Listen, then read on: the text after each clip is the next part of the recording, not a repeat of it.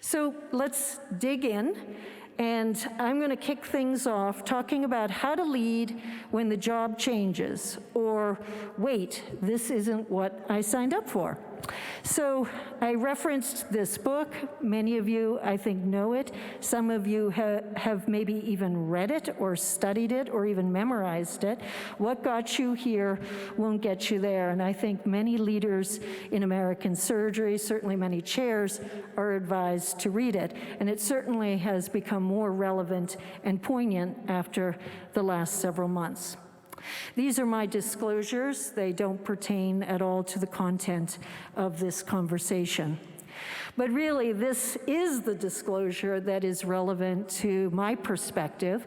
So I started as chair, it was interesting, on April 1st, April Fool's Day, 2018. I should have known then what was going to come. And I felt pretty empowered. I'd read a lot, studied a lot, been coached, took a lot of classes, and I thought, I'm ready, hopefully, to do this. And this is me on April 1st, 2020, so 2 years later. This photo is actually real. It was not staged for this. And I was gifted a cape by friends who said, you need something to keep you going. So I got a cape, and I got a sidekick, Twinkie, and really have been patching and putting together leadership since then. But along the way, I think I've learned through the life of hard knocks about leadership. And I would say leadership has never been harder than it is right now. Core competencies are more critical always in times of crisis. I think during crisis, emotions, they're likely to rise. Why? Because the feelings, perceptions, and experiences that people, of course, have in crisis. Crisis puts leaders and followers under pressure like a vice. And crisis creates panic in all of us, and especially in followers. So I'm gonna take you through a whirlwind top 10 list. Many of you who are old enough know the first top 10 list was put together by David Letterman. This was David Letterman when he came up with the first top 10 list in the 90s. This is David Letterman today. You see how much he's aged, and I think many of our leaders have similarly aged over the last couple years. So number one on the top 10 list, and it's the first thing you've got to think actively, intentionally about, and that is do not panic. The reflex is always to panic, and it's natural, but as a leader, you cannot panic. Incredible results can come from practicing very basic behaviors, and these things all go an incredibly long way. Saying thank you, listening well, thinking before you speak, and apologizing when you make a mistake. We all make mistakes, and we've made even more mistakes during the pandemic. So don't panic. Well, this is a recent sort of Venn diagram organizational chart that was put together in the journal Gastroenterology about principles of leadership in a crisis. And I think they all are relevant, and they're all really true. But the interesting thing is these are all skills that leaders need each and every day. These are not specific to a crisis or a pandemic. Communication, core values, realism, innovation, humanism, and decision-making. Perhaps they're enhanced, but they're certainly not new. Number two, seek counsel, advice, and support. Leadership is very, very lonely, and it's lonelier in a crisis or a pandemic where all of us have been sheltering in place, far away from friends and colleagues. So you have to actually actively and intentionally reach out, and that's really what has kept me going. Calling friends, calling family, anyone, and quite frankly, common sense gets you a long way during crisis. A coach, Other chairs, leaders, colleagues. For me, the Women's Surgical Chairs Group, which is now rapidly growing. This is Women in Medicine Month, so we should celebrate that. But they have a very tight group, and we talked almost daily. Talk to faculty, learners, and staff. Include the staff in discussions. They're the largest part of the department, and in many ways the most important because they are always there and do a lot more listening than you do talking. I'm a huge fan of Ted Lasso. There are so many great Lassoisms, but I think why Ted Lasso has resonated for so many of us is he says, remain positive and calm. He celebrates success as a coach when it happens in the moment, and I think the best leaders in this pandemic have done that. Here's one of my favorite quotes of his. Most of the time, change is a good thing. Now I think that's what it's all about, embracing change, being brave, doing whatever you have to do so that everyone in our life can move forward with others. Number 4, learn new skills. And in the case of the pandemic, surgeons had to become non-surgeons.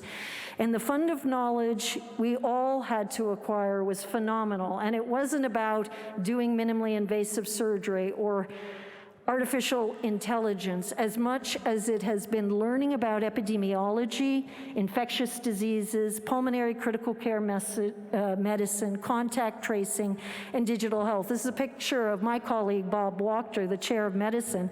He's a master of this, known as the father of hospital medicine, but he recreated himself as an epidemiologist and talking head around COVID-19. All of us had to do that at some level, and I believe it was critical to success as a leader. You have to reprioritize when the job changes. You can't just stick to your guns. What worked before will work now. It usually doesn't. I think naturally as surgeons, we should be good at this. We're good at triage. We know how to do more with less when they don't have the piece of technology we need or the suture we ask for. You can't take anything for granted. And in the case of the pandemic, the ABCDE of trauma has really been putting safety first. And that's something I think many of us just assumed we were safe. And now, of course, it's what I think about and many of us think about before anything we do, including coming to this meeting. Number 6, when the job changes, deploy your team. And when I say team, it's thinking about how to value them, thanking them, empowering them, and aligning your team with other teams such that you can collaborate and there is safety in numbers. And I would say this is something I have spent the most time at UCSF since becoming chair, and really only by building out my team have I been able to steward our department forward. It has been the job of more than one person, of many, many people, and all of them have been fantastic leaders rising to the challenge. When the job changes, you can't keep using the same strategies, but you should never abandon your values, those basic values that make you a good leader. And I would say the pandemic has demonstrated perhaps this most around diversity, equity, inclusion, and social justice, because so much inequity has been exposed by the pandemic, whether it's around vaccinations, testing, or survival. And this is just a conversation that happened on Twitter. I'm sure many of you are on Twitter, and you can actually read it. I appreciate those who are working for positive change. However, there's still a lot of work to be done. This is during the pandemic. Even if one speaks up against racism and sexism, the silence of colleagues and people in leadership can be traumatizing. We were all distracted, but we cannot turn away from this. Not at the necessary pace for the current people in training and practice to feel the impact. We continue to tiptoe around important aspects of culture in surgery, such as racism and sexism, which greatly impact our patients in college because we remain uncomfortable.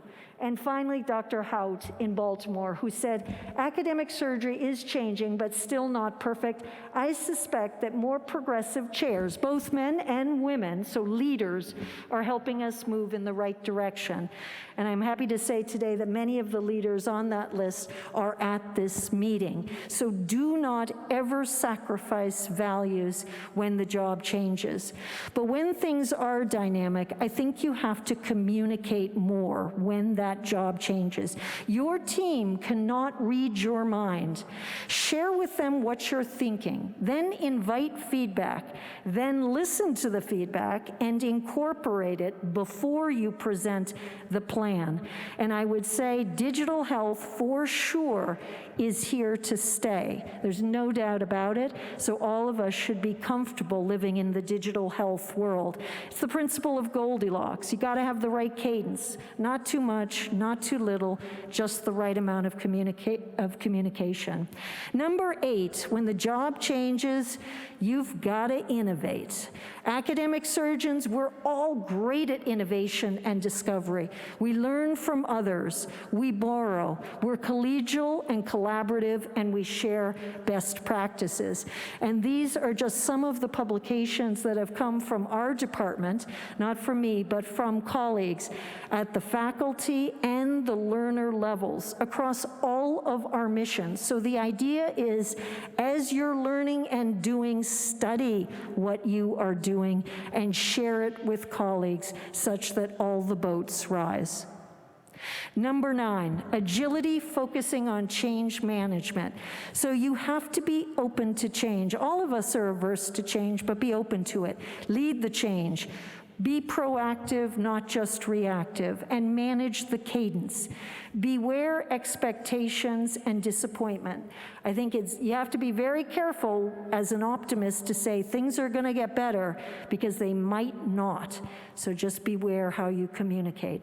And then number 5, and I think this has been too often left off a discussion of what to do when the job changes, you feel like the bottom just fell out from underneath you, and that is self-care and leadership. Burnout is extending to every level of medicine and surgery. We expect our mentors and leaders to be Teflon-coated heroes, but it's not the case, I'll tell you that personally.